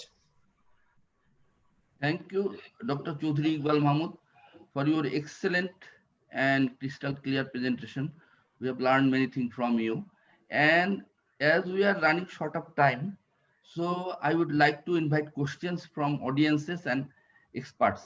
আর আমি চাচ্ছি যে আজকে আমার lecture না দিয়ে পরের দিন দিব, কারণ as it is a মানে webinar series, so next day, because already the participants are decreasing, so I would like to invite questions from experts and audiences. Please. I have a addition, not question. Okay, just okay. Comment. Yeah. It was a nice presentation, Dr. Chaudhary Iqbal Mahmood. Congratulations. Regarding the anatomical placement and footprint of the ACL, tibial attachment, especially tibial attachment. So the tibial attachment of the ACL is a broad base. We know the Dr. Iqbal Mahmood shows the figure as in the anterior part it is broad base, and in the posterior part is a little bit apical. So when we do the single bundle ACL, then and diameter is usually 7 or 8 like this. So we cannot accommodate the whole base of the tibial attachment. আমরা কোনো সময় এটা করতে পারি না যে ওই যতটুকু অ্যানাটমিক্যাল মানে বেস আছে অতটুকু ডায়ামিটার কখনো আমাদের এসিএল 25 to 38 মিলিমিটার হ্যাঁ হবে না। সো সেই ক্ষেত্রে অ্যাকচুয়ালি মানে অ্যানাটমিক্যাল মানে ট্রুলি অ্যানাটমিক্যাল টানেল এবং anatomical placement is not possible in ACL tibial টানেলের ক্ষেত্রে।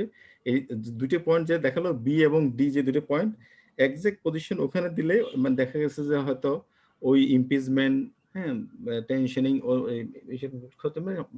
মানে নিয়ার অ্যানাটমিক্যাল হচ্ছে, কিন্তু ওই যে ব্রড বেসের যে অ্যাটাচমেন্ট সেইভাবে কোনোদিনও এটা অ্যানাটমিক্যাল প্লেসমেন্ট সম্ভব না।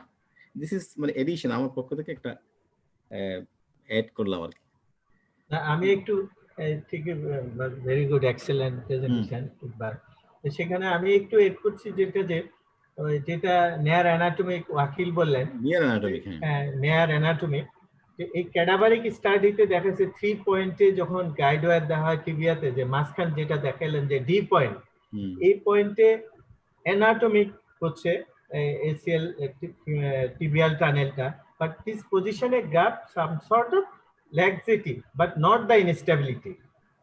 ইকবাল সবই বলছে যে এই পয়েন্টও আছে যে এই পজিশনে গ্রাফটা একটু laxity থাকে anatomy but not the instability. এটা আমি যে শেয়ার করলাম। আমি তো অ্যাড করি, মানে যদি সিঙ্গেল বান্ডেল রিকনস্ট্রাকশন করা হয়, it is never possible to occupy all the attachment site. এটা লিটারেচারে বলে 60 to 70% যদি অকুপাই করা যায় তাহলে রেজাল্ট ভালো আসে। ইন দ্যাট কেস যদি পুরো অ্যানাটমিক্যাল করতে তাহলে আমাদের ডবল বান্ডেল করতে হবে। ডাবল বান্ডেল রিকনস্ট্রাকশন করতে পারি। এটাই, হ্যাঁ, তাতে হয় কি টিপিএল আবার টিপিএল এটা মানে বোন স্টক ড্যামেজ এটা বেশি হয়ে যায় সেই ক্ষেত্রে। ঠিক আছে, থ্যাংক ইউ, গুড প্রেজেন্টেশন। একটা আমার একটা নোট ছিল। আমরা তো জানি স্যার সিঙ্গেল বান্ডেল আমরা রিকনস্ট্রাকশন করি আমরা ইউজুয়ালি, আপনারা হয়তো কেউ ডাবল বান্ডেল করেন কিনা আমি জানি না। তবে আমার একটা ইম্পর্টেন্ট অবজারভেশন সেটা হলো আমরা যদি কোয়াড্রিসেপস টেন্ডন ইউজ করি পারসিস্টেন্টলি কিন্তু আমরা কনসিস্টেন্টলি আমরা 10 মিলিমিটার গ্রাফ সাইজ পাই। আমি আমি আমার প্র্যাকটিসে আমি এখন usually I always use the quadriceps tendon as a primary রিকনস্ট্রাকশনের জন্য। এবং আমি কিন্তু লাস্ট 15 ACL রিকনস্ট্রাকশনে আমি কোয়াড্রিসেপস টেন্ডন ইউজ করতেছি এবং কনসিস্টেন্টলি কিন্তু 10 মিলিমিটার সাইজ পাই। সেক্ষেত্রে কি এটা কোনো কি বেনিফিশিয়াল হবে কিনা? With or without bone, patellar bone, no, only quadriceps tendon. Only tendon, sir, not bone. Okay. Perfect. আমার মনে হয় বোন যদি ওয়ান এন্ড যদি বোন নাও তাহলে উপকারটা বেশি হয়, হিলিংটা ভালো হবে, তাই না? আর যদি এমনি তুমি খালি সফট টিস্যু নাও মানে উইথাউট বোন ব্লক, ইন দেয়ার কেস যেটা হবে তোমার ডায়ামিটারটা বেশি পাচ্ছ, আদারওয়াইজ খুব একটা বেনিফিট নাই কিন্তু, মানে ডায়ামিটার বেশি ছাড়া।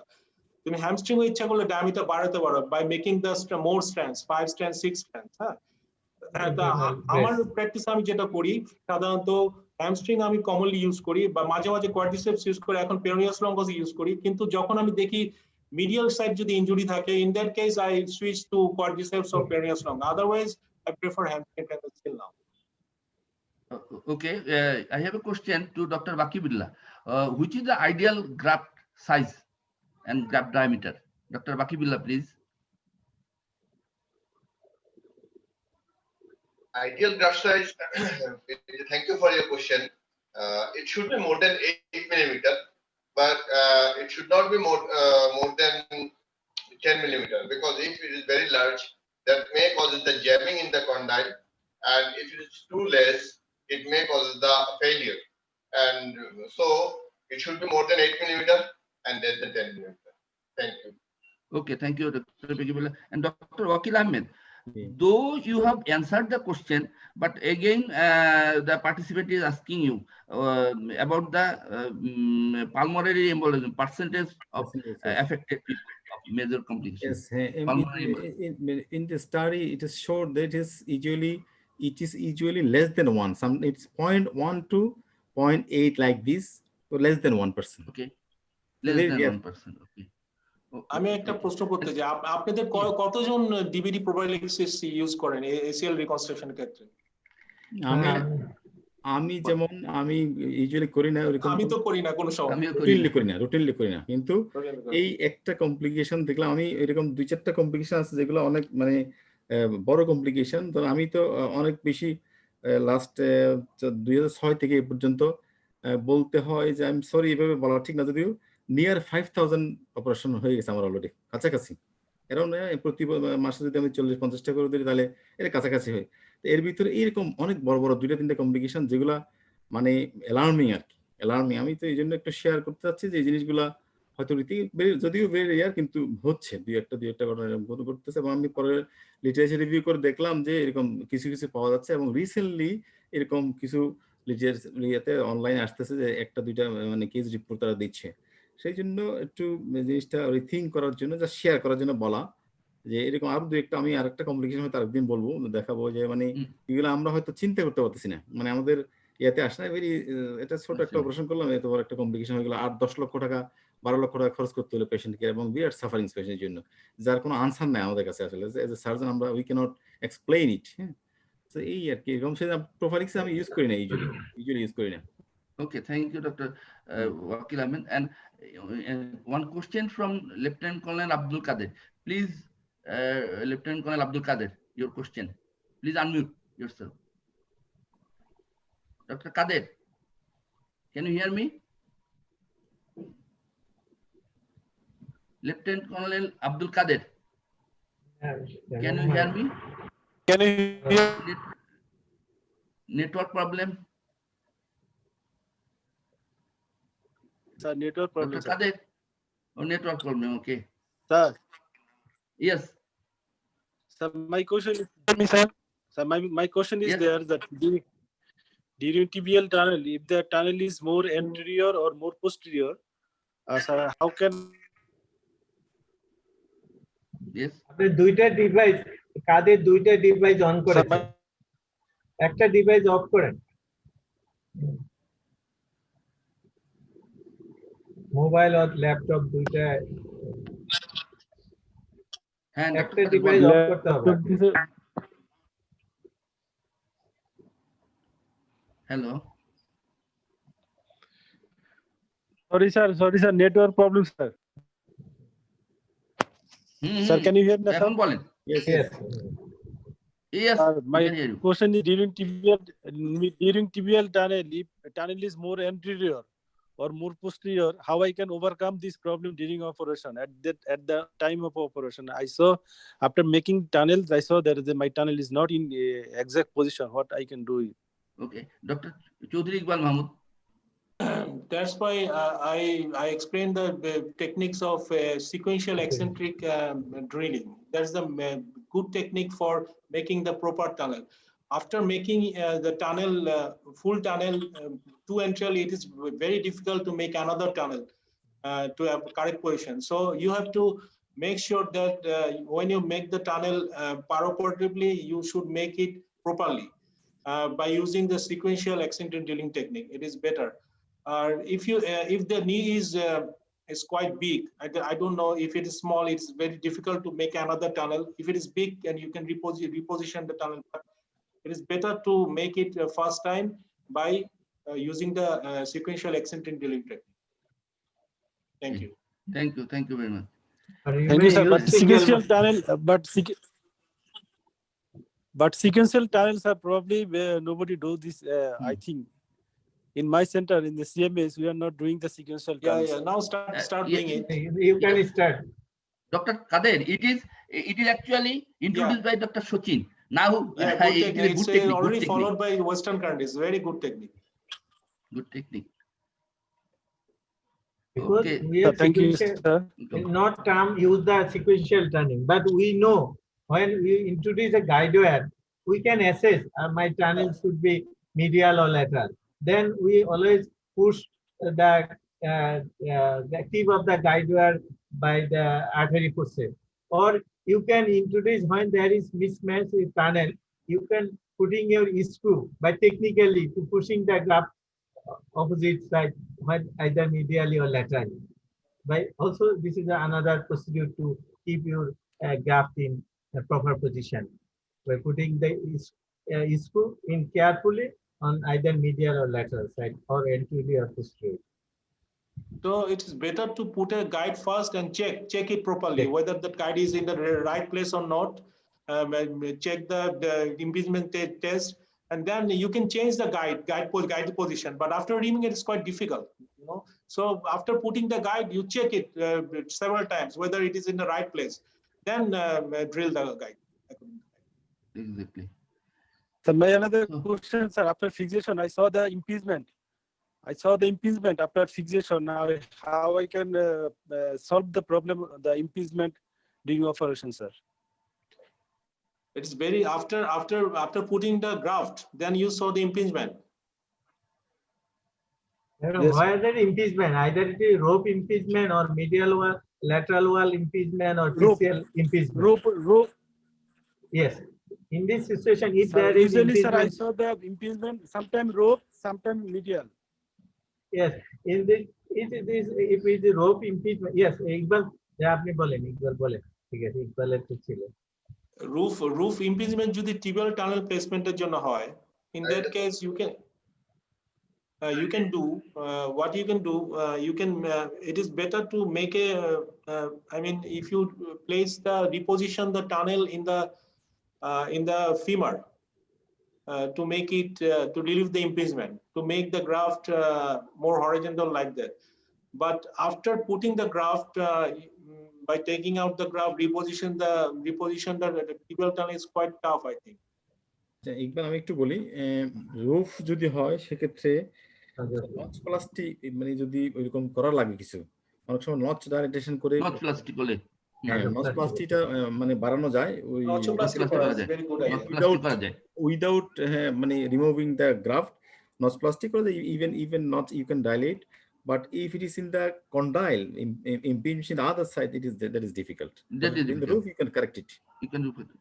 You may also some remove the lateral impingement, also remove the some articular cartilage as possible. You can do it. Sir, for medial impingement, sir, notchplasty, sir. No, medially it may be PCL impingement. It is very difficult. It is very difficult.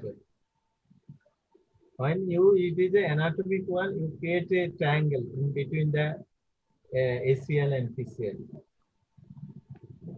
When also when there is your tibial tunnel is more anterior, there is some sort of infringement, otherwise no. And also if you keep some remnant of original ACL stump, then this also causes impingement. In this situation, you remove the original native ACL remnant. I think this will remove some impingement. Okay, thank you very much. Thank you very much, Thank you, sir. the Thank you, speaker, everyone, and the audiences also. I am seeing Professor Partho Saruthi Shom, sir, is with us. So I would like to make some concluding remarks from Professor Partho Saruthi Shom, sir. Please, sir. Thank you. I'm always with you. Always with everybody, actually. Thank you, sir. Actually, thank you. Actually, everybody. I'd like to thank Professor Hassan Mahmood, actually, of South Korea. Professor Okhil Ahmed is a very ancient, I should say, arthroscopic surgeon since 2006, more than 15 years at least. I am actually listening the lecture of Baki Billah Silat, actually. He is a very known person to me, actually. He is doing very good. Chaudhary Iqbal Mahmood of Bangamund PSMU and Javed Jahangir Tuhin is from Chittagong Medical College, most probably, like that. They're very fruitful, very nice, very time demanding. Actually, I have seen that orthopedic surgery in 80 decades, I have seen the divisions. Now spinal surgery, the final branch. Ultimately, arthroscopic surgery was there. I could remember actually Professor Unhoff, he started first in orthopedic arthroscopic surgery in ARA East G actually. And now I've seen the ABC, now EFGH. Now we are coming to Z. Actually it is a very learning process. I'm here actually, I've actually heard so many nice speeches and so many nice deliberations by so many, actually I should say very enthusiastic, very shining bright star of our country actually. And I'm learning so much, and I with the learning process, I'm just realizing in this stage. I want to felicitate everybody here actually. Anyway, in a nutshell, I would like to comment regarding one line what Professor Hassan Masood, what he told about learn, unlearn, and relearn. I quoted his line. It's very important. Number two, first thing is the proper assessment of patients and actual examination. Somebody was telling the MRI is somewhat actually writing well, not correlating with the clinical findings actually. But one thing I would like to ask Professor Dr. Okhil Ahmed or Professor Hassan Mahmood, whether actually the examination is possible in initial stage to see the word stage, to use the McMurray sign like that. It is something not possible on the part of the doctor to see it because the knee is very painful in that time actually. We need the sophisticated investigation. But I don't know your opinion. You know better than me actually. And I stress upon the initial reporting and case selection and proper expertise management. So many telling about like a graft problem, and Baki is telling about graft problem, tunnel problem, and misdiagnosis, many other misdiagnoses, many complications, and what did Professor Wakil told about a very nice thing about a pulmonary embolism actually. Actually, we did hip surgery in 1984 probably in the here in RISD. He developed a deep vein thrombosis actually. Then we called Professor Amanullah. He is late minister, and he was a vascular interested cardiologist in that time. He came here and he came to the RISD. Told me actually I have been you were using anti-heparin for a long time in abroad, but you are not using. So actually, I like to stress upon that thing, whether you will like to, because the lower limb is very vulnerable to have DVT and other complications from which the pulmonary embolism might transmit any patient. Nobody is immune actually. So the complication like corona, you are 100% to your family. One 1% complication, one something is 100% to this patient. Mind it. So with this class, I don't want to extend my speech. So everybody is tired. It is 11 April. I felicitate everybody. I feel gratified to with you in this very, very important, very, very learning discussion. I have learned. I am gratified. I feel proud of you. I feel thank you, Professor Hassan Mahmood, for your leadership. Thank you, Professor Akil Ahmed, for your very extensive experience, what you've shared with us actually. Thank you, the other junior colleagues actually. Thank you very much. Thank you, sir. Thank you, Professor Parthasar Tishun sir, for your inspiring lecture. It will inspire us, and also your presence. Thank you. Yeah, Thank you, exactly. Thank you. And I would Thank like you. to thank Dr. Jahid. Yes, sir. Sir. And I'd like to thank also Dr. Jahid Bhai. Thank you very much. And also other participants and experts. So I would like to conclude Thank you. here. Advance invitation for the next week. Okay, sir. So thank you very much. Thank you very much. Bye. Thank you all. Bye. Thank you very much. Right. Thank Namaskar. you. Good night. Thank Assalamu alaikum. you.